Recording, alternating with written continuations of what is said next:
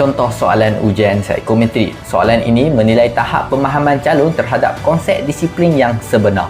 Jika anda mohon jawatan yang memerlukan pemikiran kritikal, penilaian situasi secara objektif serta kebolehan membuat pertimbangan secara rasional seperti jawatan pegawai tadbir, pegawai penerangan atau pegawai penyelidik, pemilihan jawapan yang terbaik adalah A. Sangat setuju kerana ia menunjukkan anda memahami bahawa disiplin bukan hanya dinilai melalui simbol atau penampilan luaran, tetapi melalui sikap dan tindakan sebenar seseorang.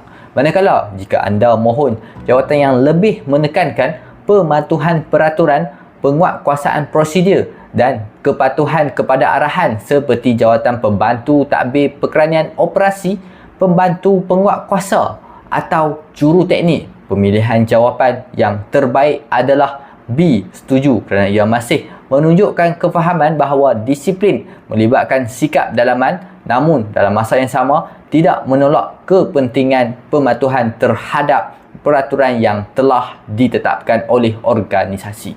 Bagi calon yang berminat untuk dapatkan koleksi soalan ujian psikometrik tahun lepas, anda boleh klik beg kuning kat sini.